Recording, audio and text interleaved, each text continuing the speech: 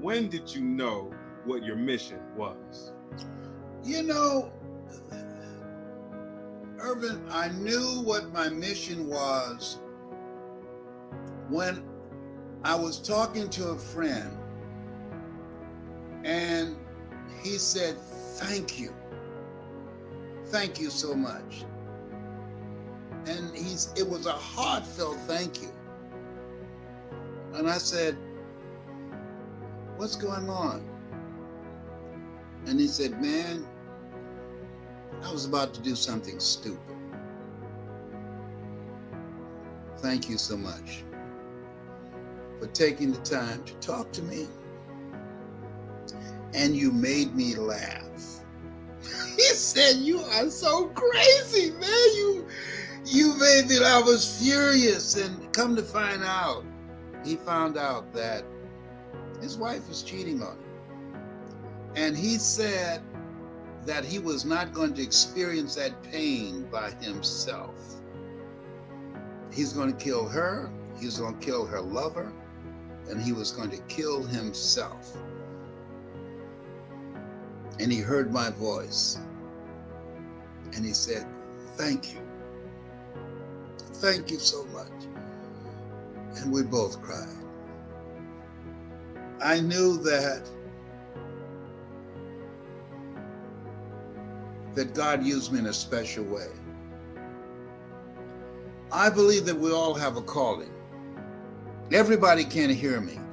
There's some of you that hear me in your ears, but there's some of you who can hear me in your heart. There's some of you who just know, I'm supposed to do this.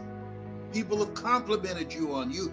You've always helped people, and you're always looking and for opportunities to give people advice and to share with them the experiences you've gone through and say, "Hey, you got this. You're stronger than this. Greater is he that's in you than he that's in the world." See, God ain't dead. God is in the midst of all this stuff. All this stuff. And there's something in you. All things work together for good for those who love God, for those who are called according to his purpose. There's something in you. Come on now. There's a calling in you. Can you tell I feel real good? Now you wonder, what he got in there? Is that what's in here? I'm going to tell you what. Just keep this under your hat. I have a friend. I'm not going to tell you her name is Madeline Haddock. She fixed some special cookies for me. Some special cookies with THC. She said, "You take this, you gonna get a good night's sleep. Do you hear me?" She did not lie.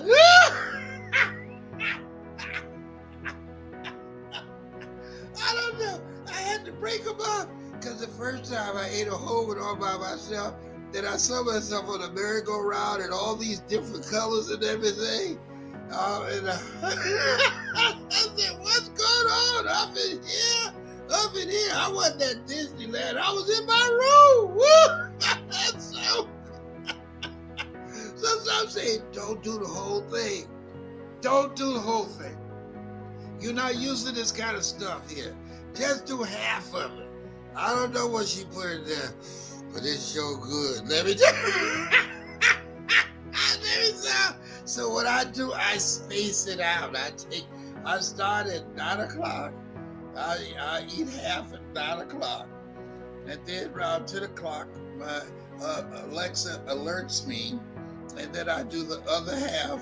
And then I go to bed. And I wake up the next morning, bright-eyed, bushy-tailed, and crazy.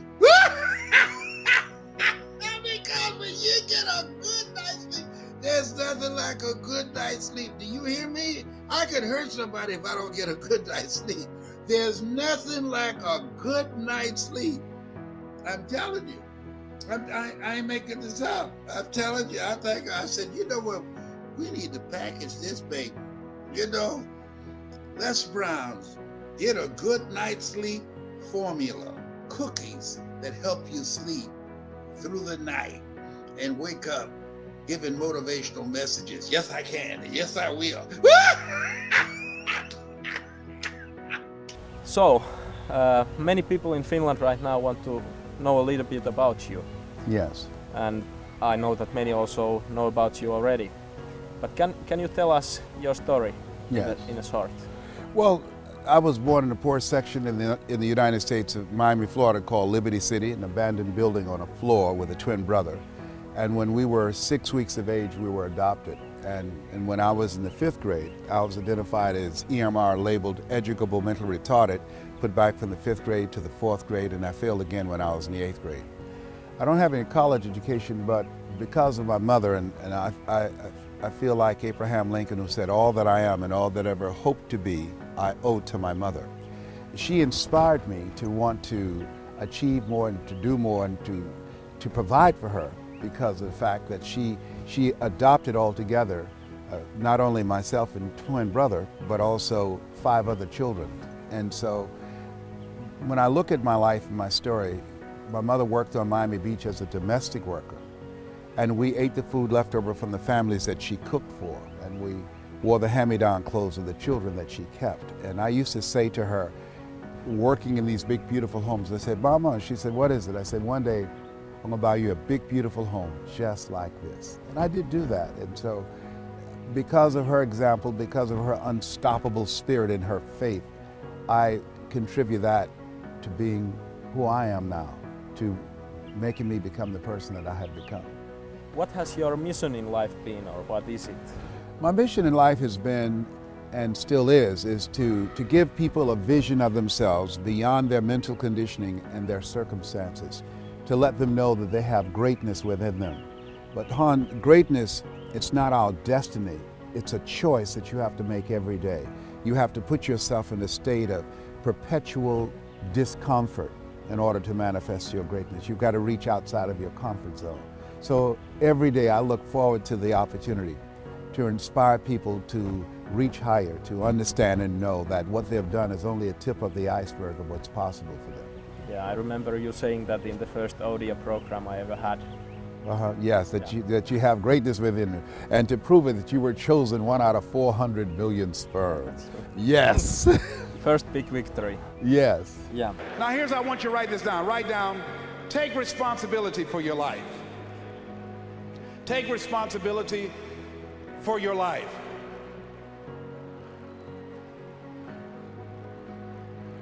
Now that's very important. Remember what Bishop said last night about Adam? Adam, when God asked him what happened, Adam did not want to take responsibility for what he had done. Men have always tried to escape that. Now, you know that we believe a lot in marches. Let me tell you something. Here's a march I like to enroll you on. I want 1 million men to march to a mailbox to give support payments. Just drop some support payments in the mailbox to children that you have helped to create, that you have been irresponsible and you're not taking care of. Don't give that money to the airlines or the bus stations or the hotels. Send that money to those mothers that are still there dealing with and raising those children. Own your stuff. Come here, owner. Where's my daughter? Come here, owner. I got a call 5 years ago from this person here. I happened to be at the office late at night. See, I believe in being open and being honest with you. And the call was, tell them what you said to me. I said, if you had a child in this world that you were unaware of, a descendant in this world that you were unaware of, would you or would you not want to know? What did I say? You said, yes, I would want to know. So I told her I wanted to know. And I said, send me some pictures. She sent me some pictures overnight. I saw this smile. I said, that's mine. Sent one of my sons to pick her up. He drove her from Columbus to Detroit. He came in first, said, Daddy, my sister's right behind me. And we've been together ever since. And I'm not ashamed of her. I can't unscramble these eggs and don't want to. But I have to take responsibility that this is my daughter. And I take care of my daughter. Ain't she gorgeous? I'm trying to fatten her up. She got little legs. I'm trying to find a husband while we're here. Got legs so small you can sue him for non-support. That's why she wearing pants. Well, okay, thank you, baby. Give her a round of applause, all right? Now, so the reason I'm telling you that we got to start owning our stuff as men. Don't make no big deal. Can you imagine what will happen if 1 million men decide to go to the mailbox and just unexpectedly drop just what you can? Don't have to have a return address in case they're looking for you. You don't have to put that on there.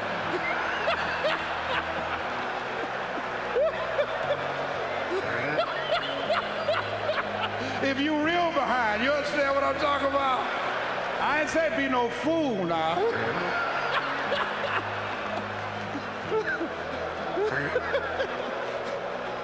Now, the only reason I can put a return address on this because I have an MBA. Somebody say, oh, I got you. I thought you said you don't have a college degree. I don't. The MBA stands for mega bank account. So anyhow, join me, man. Don't tell me, well, I don't like her. She got an old man, or she don't need my money, or the children don't look like me. I went to court in the paternity suit with a friend of mine named Ronnie. And he went to the judge. The judge said, why aren't you paying child support? He said, the babies don't look like me. The judge said, well, feed them till they do.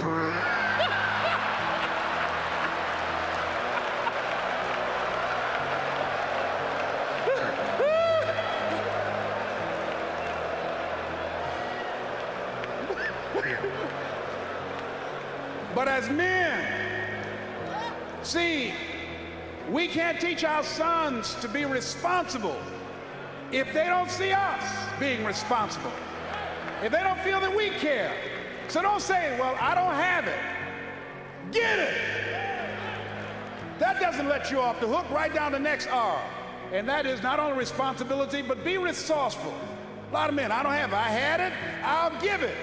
If the women had that kind of attitude, the children would starve to death. The reason that they eat, the reason that they have some place to stay and to lay their heads and have clothes on their backs, because the women decide, I'm going to make it happen no matter what, and they're resourceful. My mama raised 7 without a man. She cooked. She cleaned houses. Here's something else that will cause you to reach your goals when you leave here. Write this down. Reasons, compelling reasons. While you're here, when you make this covenant with God, when you decide to live like a conqueror, when you decide to become more successful, to create wealth, to be a change agent in your community, what is it that can keep you on the straight and narrow, that will cause you to keep your commitment to your commitment? I used to do door-to-door sales with a man named Sam Axelrod. Sam Axelrod was intrigued by me because when he came to pick me up, he didn't have to blow his horn. I was downstairs waiting for Sam when he came around the corner. And unlike the men that work with him and other young people, when it got dark and Sam blew the horn, everybody ran to the station wagon. And they would do a head count. And they'd say, who's here? So everybody's here except Les. And they say, hey, Les, come on. No, I'm not coming, Sam. Why? I haven't sold anything. No one's sold anything, Les. It's a long run from Liberty City to Overtown. You got to pass the 20th Street Sharks and the 14th Street Gang. The jitneys will stop running soon. I can't stop, Sam, until I sell something. See, my reason for going door to door, different than everybody else. Most people out there trying to make some extra money to party on the weekend, or to buy a new outfit, or a new bicycle.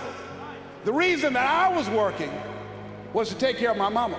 The reason that I was working is because I was working on Miami Beach with my mother. And she was working for a family called the Sidursky family.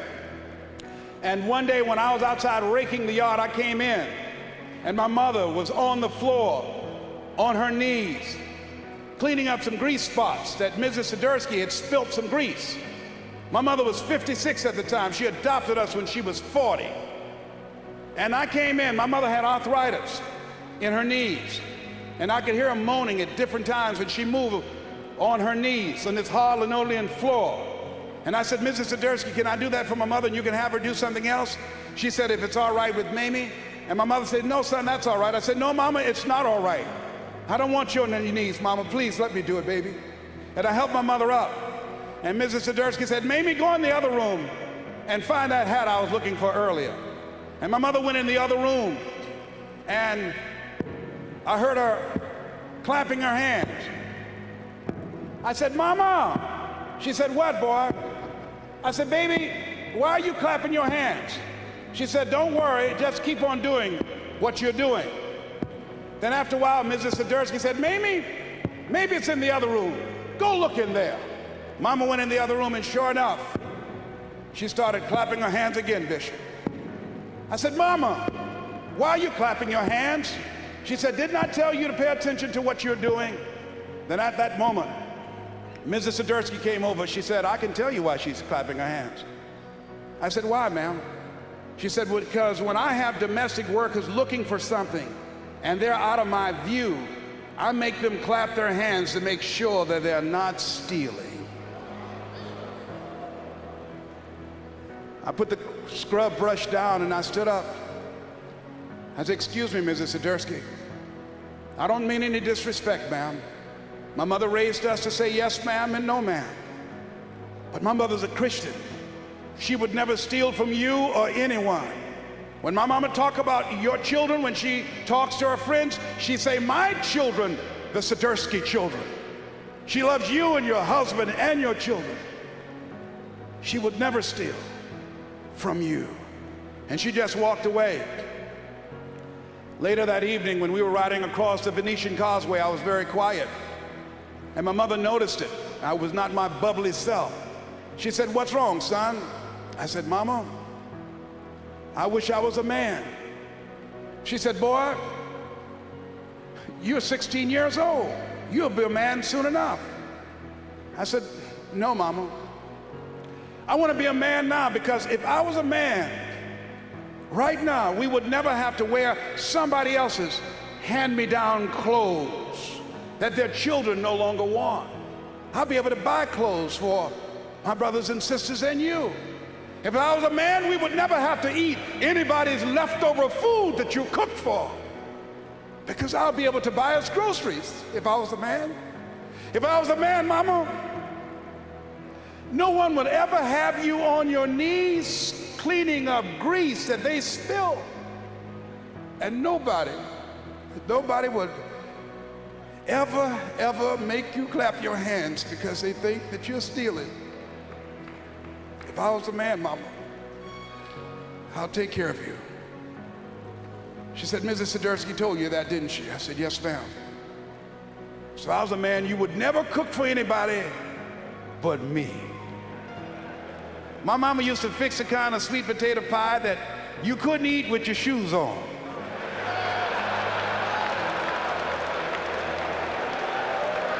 You had to take your shoes off so you can wiggle your toes. And when we would go door to door, sometimes as late as 10 o'clock at night, I would knock on the door. Who's there? Would you like to buy a nice working television set? No money down? Boy, are you crazy? Yes, I am crazy. I'm crazy about my mama, and I'm going to take care of her. And I'm going to sell a television set tonight, and it might as well be you.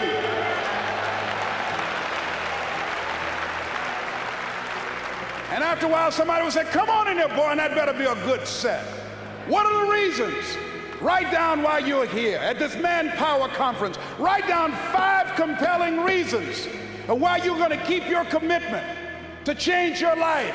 Keep your commitment never to go back to the life that you once lived. Keep your commitment to creating wealth for yourself, to taking care of your children, to be more responsible, to manifest Christ in you, in your life, in your community. Keep your commitment to live a life of contribution, to keep your commitment to be a conqueror and to act like it and to have authority and dominion over everything in your life. What are those reasons? I got on one of my tapes, if life knocked you down, try and land on your back, because if you can look up, you can get up. Your reasons will help you to get back up again.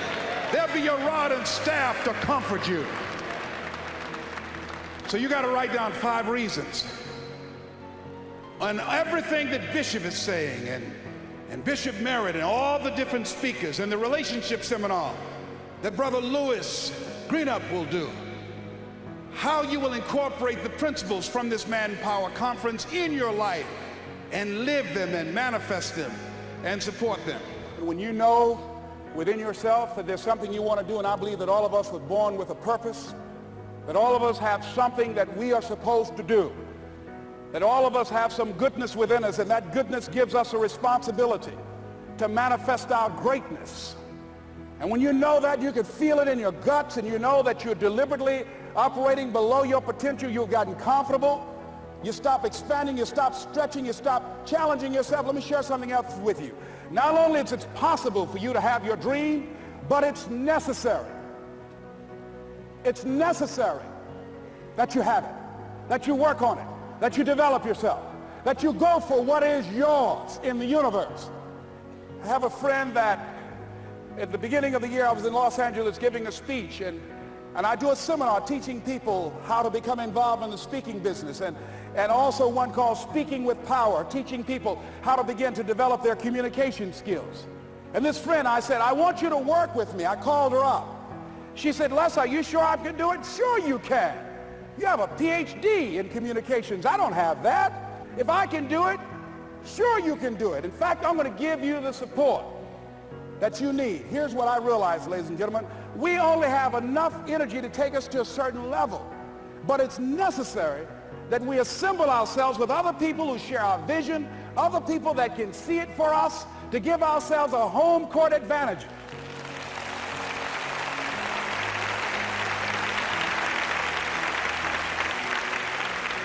So it's necessary that you seek out other people who think like you, who are growing, who have decided that they are not satisfied with where they are. See, I don't believe that necessity is the mother of invention. No, necessity, in my opinion, is not the mother of invention.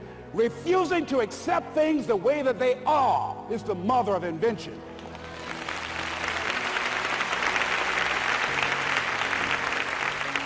When you decide, I'm not going to settle for this, this is not going to be it for my life, I deserve more than this.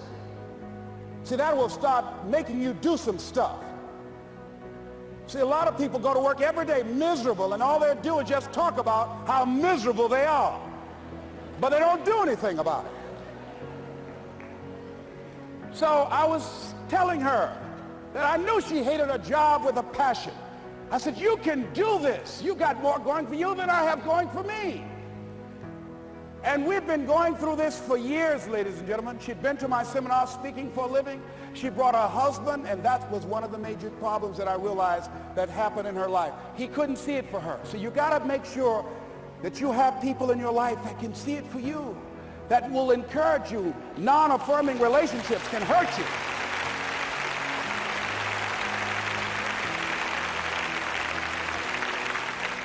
And I talked to him. I said, you know, I don't have anything to do with your marriage. I said, you and I are good friends, and she and I are good friends. And I'm not taking sides. I said, but if you can't see it for her, don't tell her that. Just give her some support. What if you're wrong? It's possible, man, that if I'm doing it, she can do it. Well, you're different. How are you going to tell me that? You've seen her speak. She's got great speaking skills. Don't underestimate her. You don't know. You got a great woman here. But you see, people who can't see it for themselves can't see it for you. He was happy.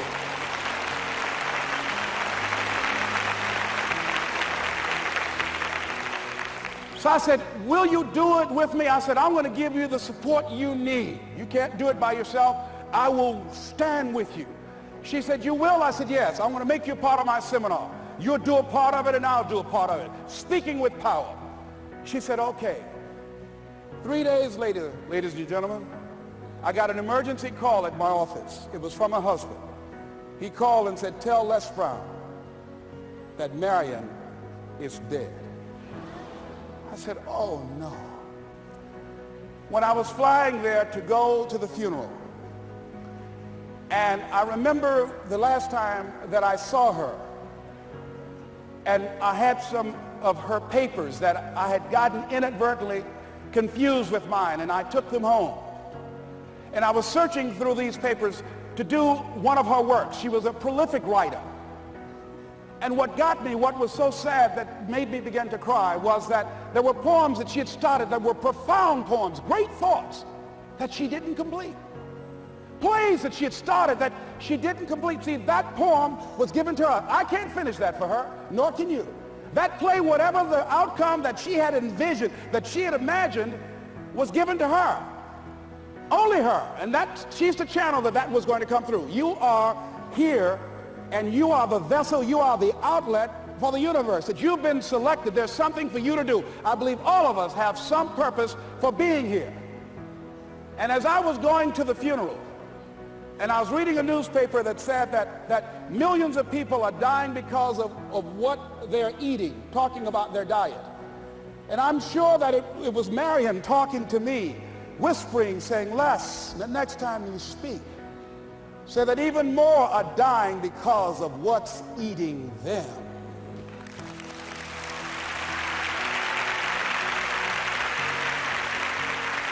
When the challenges of life come your way, you've got to find ways to increase your sense of self-appreciation, because if you don't, you're bombarded with negative stuff every day that beats you down, and you will find yourself unconsciously engaged in self-destructive behavior. If you don't program yourself, life will program you.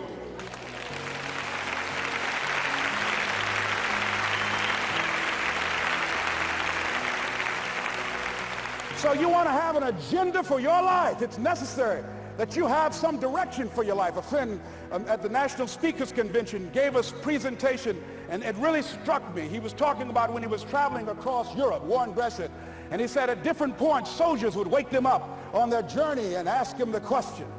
And I posed this to you. The question was, where have you been? Why are you here? And where are you going? And that's what I ask you. Where have you been? Where have you been up to this point? You look at your life. You look at what you produce. Is it giving you what you want? Are you living on purpose? Are you living your dream? Are you acting on your ideas? Are you doing all you can do? Have you gotten comfortable? Are you procrastinating? Are you evading your own greatness? Are you surrounding yourself with people that can nourish you? Are you challenging yourself? Are you experimenting? Are you learning something different? Is your life an adventure, or is it boring? Where have you been? Why are you here? What brought you here? Investing the time, the money. What brought you here? And where are you going? What is it that you can get out of this session, out of this lecture? That when you leave here, rather than this just being a spectator event, that you got some idea, some dream, that you might have to go back and brush it off and look at it again and say, I've got to do this. This is my stuff. This is what I'm supposed to do. This is why I showed up. Where are you going with your life? What decisions are you making right now as you look into the future? Are you experimenting to find out what other talents and abilities that you have? See, we're in a time right now. The day is gone where you could just go to college and get out and get a job and work 30 or 40 years with job security and retire with a gold watch. The gold watch days are gone. Brand new day, party's over. So now you have got to be multi-talented and multi-skilled. You've got to use all your stuff. You don't know what else you can do. I didn't know I can do what I'm doing right now. It's necessary that you stretch and challenge yourself and say, let me see. I start out as a trainer. I'm a trainer. That's what I am. That's what my expertise was in. And then I decided, let me see, can I speak? And then I discovered, hey, I can do that. What if I hadn't tried to do that and just been satisfied with just being a trainer, with a limited vision of myself? And then after training, and then I said, well, maybe I can go into business for myself. And I started speaking, going into business for myself. Well, maybe I could train other speakers and teach them how to go into business for themselves.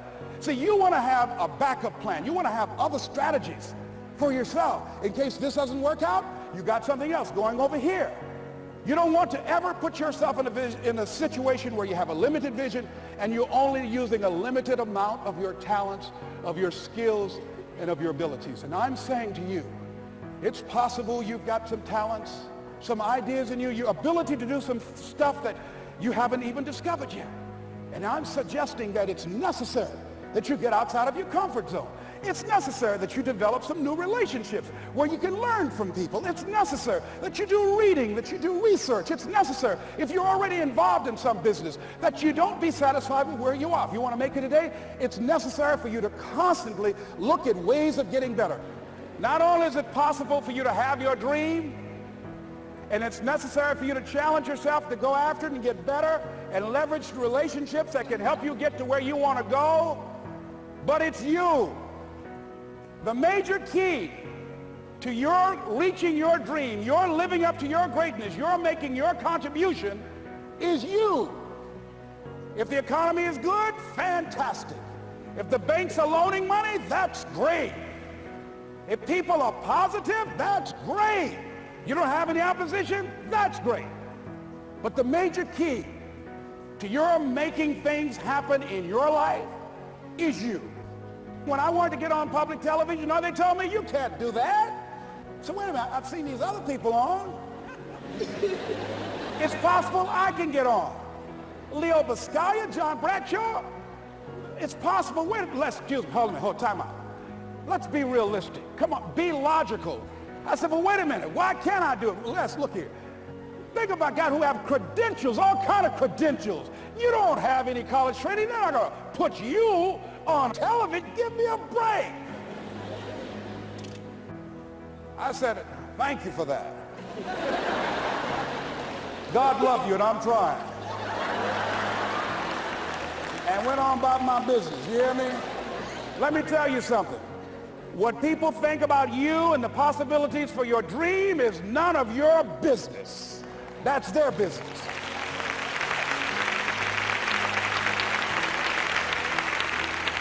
They have no imagination, ladies and gentlemen. They're living out of the past, out of their memory. Their attitude is it can't be done because they haven't seen it. They're judging according to appearances. The people that are going to make it in the future, the people that are making it today, let me share something with you. History is being read, but it's also being written by people with imagination.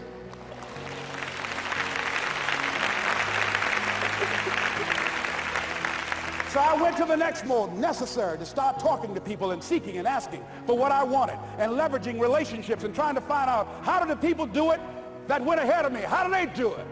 And then what is it I need to do? How is it I need to train myself, to develop myself? What's the resources that will be required in order to make it happen? And as I start seeking out and asking questions, I started running into people who said, I know someone who can help you do that. And they helped me get connected with those people. Remember, we have so much energy that can take us so far. It's necessary that you hook up with some other energy that can take you to the next level. I hooked up with them. They said, let's go. I said, away we go.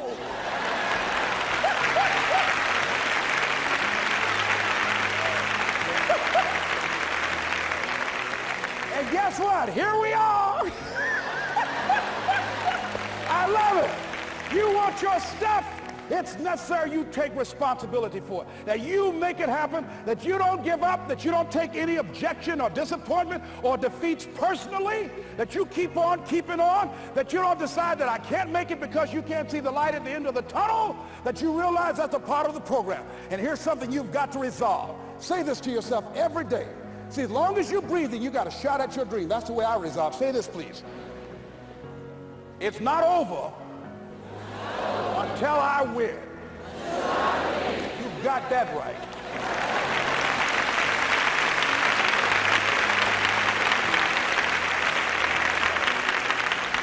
It's not over till I win. Not over till I get through. It's not over till I get over. Not over till I get what I want. Door can't open today, look out. I'm going to come back and take the hinges off. That's how you got to do that. You've got to have that kind of courage, that type of determination. If you want to make it happen, it's you. That you've got to take personal responsibility to make it happen. That you have got to own what it is that you want to do. If it's taking care of your well-being, if it's making a difference in our school system, if it's working with senior citizens, if it's to protect our ecology, if it's to create an economic renaissance, if it's just to take yourself to another level, it's you. You've got to make that happen. We can point out many things that can make it inconvenient or can slow us down, but ultimately, it's on us. As you think about this moment, and I do believe that this book, and you two gentlemen, you were born and preserved for such a time as this, to bring this message. The Alliance, tell me what the Alliance is doing in this space and helping to amplify this message and get people connected to begin to move in the direction to create a shift in the collective consciousness of the planet. So the Peace, Harmony, and Joy Alliance was formed literally to transform this planet, to bring everybody together. Again, peace, harmony, and joy on the planet. What's interesting is there's lots of organizations out there doing parts of this, but we have yet to find any organization that's doing peace, harmony, joy within, peace, harmony, joy with others, and peace, harmony, and joy across the planet. There's all these different pieces. So we're literally trying to bring together organizations all over the world to unite. No government is going to sign treaties for peace, harmony, and joy on this planet. It's not going to be religious organizations. It's not going to be corporations. It's going to be people like the three of us and who come together as parts of other organizations and really say, this is the way we're going to live our lives. We're also teaching the fundamental concepts.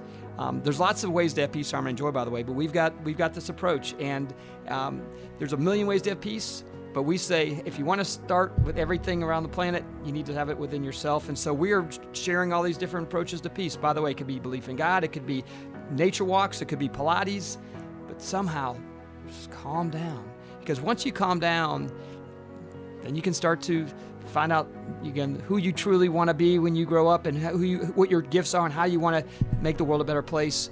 And then you can be, again, in the moment, and you can truly be present and share all that peace, harmony, and joy with it's in yourself, with others. And it's amazing. It's like the ripple effect. It can transform the planet. That's the Peace, Harmony, and Joy Alliance. And we're doing it one person, one organization at a time. But it's amazing what's happened in the last several years. Again, we've got people all over the world, organizations all over the world coming together. And again, for whatever reason, there's people around the world that are actually already been working on this, parts of it. And we're simply trying to bring it all together and make the world a better place. Brother Yancy, what would you like to say? I think this is a very important alliance, and the fact that we're sitting here together. And you've taught the world something very important: the greatness within. It scares me to realize that there are people who are empty on the inside. They don't know, why am I here? And who cares if I'm not here? And what is the difference what I do? So you can talk about peace, harmony, and joy, but nobody's home. Just floating, going with the wind, reacting, bouncing around. We need to start from the center within, and the center within says, oh, you matter. There's a good reason you were born. Remember, you are a masterpiece because You're a piece of the master. Thank you. So let's start from that core of you know what I love? I love birthdays. I love birthdays. I just love the whole idea of celebrating your birthday, your birth. Let's capitalize on that. Let's make birthdays more important. Because you're gonna have to sit down and say, okay, so I am born, so what? You're going to surround yourself with people who really care about you. And you're going to feel like, yeah, there is a reason I am here. Wow, I do play a role here. And no, the world would be a lot emptier without me. Me.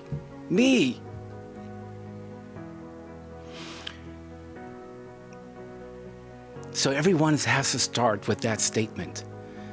I am. Start with that statement and then finish it. I am. I like to say to myself, I am needed. Somebody needs me. And I'm happy with that. I need a lot of things, but what really does it matter if I need a lot of things? I will get it, I won't get it. I'll be disappointed, I'll be not disappointed, I'll have expectations, but who needs me? Tell me who needs me. I am needed. And I am a co-creator to make this world a better place. Wow. God, me? You want me to work with you, co-create? Happy birthday. Before we land this plane, I want to ask you, what can we look forward to? I mean, what are you doing? What is the Peace, Harmony, and Joy Alliance doing as we look at where we're going now? Because people are always asking this question, who are you? What do you have? And can I trust you? And where you're going? And who's going with you? That's the value of the alliance. Where are you going? What do you see? So we want to work with people all over the world. And we are simply trying to find anybody and everybody who wants to get on this team and wants to make the world a better place and wants to start with themselves. And we want to teach you our principles. We want you to then apply those principles to yourself and share them with others. And so it's a ripple effect, and it's amazing how one person can make an impact on many, many people across the planet. We also want to bring together organizations like ours, and we've got many organizations around the world working with us. If you're interested in working with us, come to our website, let us know. We'd love to partner with you. Okay, tell us, what is your website and where can people get the book? How can they get the book? Where's the website? And they're saying, look, Scott Frank, I want to work with you guys, you and Rabbi Yossi. How can they get in touch with you? Very easy. peaceharmonyjoy.org. Come to our website, sign up, ask us a question, connect with us. The book, get it on our website. peaceharmonyjoy.org. That's us. Yeah. Rabbi Yossi? Well, Les, I represent an organization that is a worldwide organization. We have a branch in Gwinnett County, Georgia, and that's Chabad. Mm-hmm. And so right here, there's an alliance between Peace, Harmony, and Joy and Chabad. Yes. And our organization... I'm a part of Chabad. Yes. And we are local, yet really the word local doesn't really mean anymore in this particular place. Yes, because technology eliminates geography. Totally. We just like you're connected to your family wherever they are. So we have people that are coming to Chabad in our location. When they move, they're still connected with us. We are the Chabad Enrichment Center. Mm-hmm. The enrichment is all about what we're talking about, is how can I make your life a little richer? Yeah. How can I elevate your life to a different level? And we're running a capital campaign because we're building a center in the Petrie Corners area in the neighborhood. And so everyone is welcome to come and join us and participate in this very, very big, important agenda. And our slogan now is, find your center here. And the emphasis is find your center. We like to say that this is the place you will find your center. It's not about finding us, it's about finding yourself, finding out who you are, what's in that space right here, the heart, what's your core, and what's your roots. But there's something else that it does. You talk about enrichment. George Bernard Shaw said, and this is what I love, he said, we should be ashamed to die until we've made some major contribution to humankind. This center, this work, this book, the Peace, Harmony, and Joy Alliance is designed to do the greater work and to live a life of service, greatest among you who is your servant, and live a life of contribution and allow people to take a stand with their lives. Why? Life is like an elevator. The higher you go up, you have to stop and let some people off because they don't want what you want. They don't dream like you dream. I remember in Chicago, I used to give this lecture at Christ Universal Temple Church, and I saw this guy come, and his wife was seated on one side, and he was on the other. And I asked him, I said, man, I said, why aren't you over there with your wife? He said, well, she left me because she said, I don't want anything.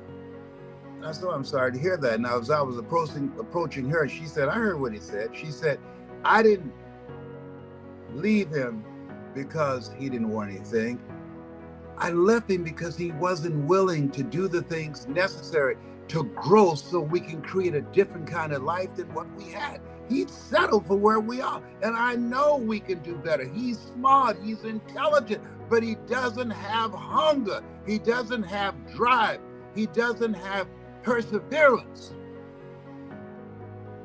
He doesn't want any more than what we now have. And I don't want to settle for that.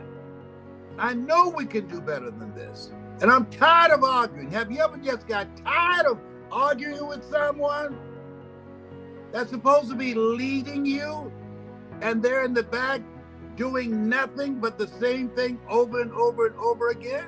Have you ever looked at where you are and just said, this is not me? That's what I did in Miami, in Liberty City, Overtown. I just said, look, Good Bread Alley and Bucket the Blood, the expressway goes through that now, that's gone. I just said, there's gotta be more. Let me see some science, let me see some fire. Have you ever said there's got to be more? I remember cleaning homes and cleaning apartments on Miami Beach. And I just said, one day I'm gonna be able to stay here, not just come over here to clean up. Woo! And I've stayed in several places, several condos, hotels, and whatsoever you can think of. See, life is about having the courage to make your life a daring adventure. Live before you die. Life ain't playing with us. Decide that you're going to take life on. Stormy, I like to refer to her as Dr. Stormy Wellington. She had an event this past weekend for women. Girl, hold my hand. And it was an eye-opener. It was one that caused the women there to dream a bigger dream. Most people don't have any dreams at all. They're just working to survive. What it takes to live and what it is required for surviving are two different things. These are people who said, you know, I'm taking a chance on me. I don't know if I'm going to make it or not, but I'm going to walk by faith and not by sight. I'm reaching for the greater in me. Greater is he that's in you than he that's in the world. I'm willing to upgrade my relationships. I'm willing to step away from the life that I've been living so that I can begin to create the life that I deserve. Have you ever seen people and you ask yourself the question, how can they live like that? Here's what I learned. When you stay in a toxic, negative environment over a long period of time, you have to ask yourself the question, what kind of person have I become because of this? Because that abnormal environment will become your new normal. You stay there long enough you won't even realize at some point in your life you'd have found that repulsive. I had an apartment that I had near the airport, and I rented it from a friend of mine, Jackie Collier. And I said, girl, I can't stay here. Listen to these airplanes coming over constantly. She said, you stay here long enough, I guarantee you won't hear it. She did not lie. And people who would come visit me say, how can you stay here? And these airplanes flying constantly, don't you hear it? And I said, no, because I'd been there so long, I had tuned it out. You can be in an abusive relationship so long that it becomes your new normal. You can be in a situation and an environment that's beneath you, and you be there so long that it becomes you. It's one thing to be in something, it's something else when that something gets in you. The only people that can hear me are the people who said in their heart of hearts, and where your heart is, there your treasures also, I can do better than this. If that's you, if you're on fire to go to another level, push the link on above. You just give me 1 year with your life, and I guarantee you, you'll never be the same again. No, I owe it to you. I owe it to you. I know, I don't know how much time I have left, but I know God did not have me to be born and preserved for such a time as this, just to go to my grave and take everything I've learned with me. He who has ear, let him hear, let her hear. I'm just speaking to the few. Did you hear me? I am speaking to the few.